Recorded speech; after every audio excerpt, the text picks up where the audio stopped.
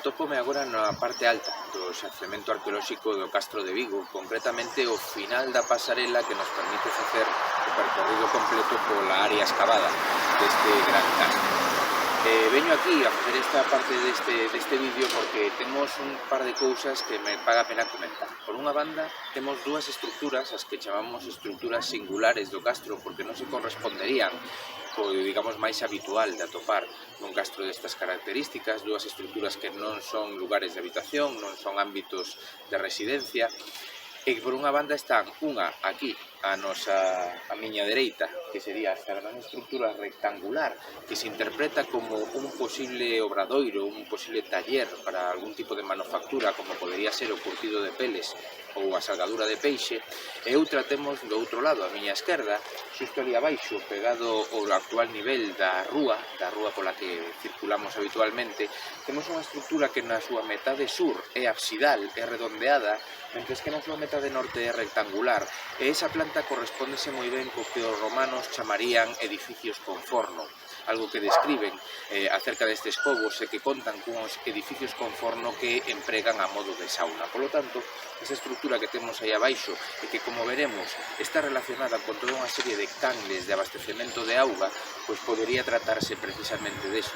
dunha sauna castrexa que no mundo dos castros, no mundo galaico, sabemos que tiñan un sentido e unha función fundamentalmente ritual e religiosa.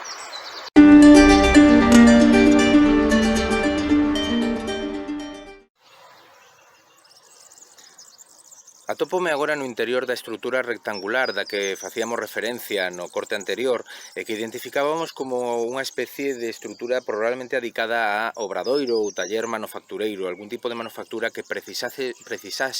de abastecemento de auga corrente durante a súa actividade. Isto que estades vendo é o corte que está feito no leito de rocha do propio monte, que ven da parte máis alta, ven da croa, e que sería a canle principal para o aproveitamento das augas pluviais, das augas da choiva que baixarían en escorrentía dende a parte máis alta, dende a croa do castro.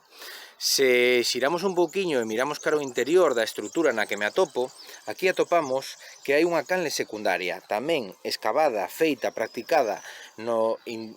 propio leito de rocha, na rocha nai do Monte do Castro, e que pasa polo medio desta gran estrutura rectangular que comentábamos. Probablemente para facer estas canalizacións no leito de rocha aproveitaron as vetas da propia rocha granítica, as partes máis blandas, e por aí tiraron esas canles secundarias,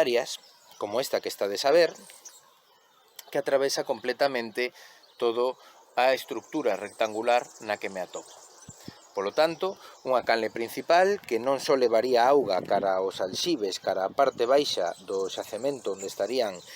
os alxibes pegados á liña de muralla, senón tamén que desviaría parte da súa auga cando fose necesario cara a unha rede de canles secundarias e conseguir así dotar e abastecer de auga corrente a estas estruturas que seguramente a precisaban para a súa labor. Resulta así mesmo interesante comprobar como a construcción desa gran planta, dese gran edificio rectangular que interpretamos como obradoiro ou como factoría productiva para algún tipo de manufactura, modificou o trazado primitivo das fases 1 e 2 da canle,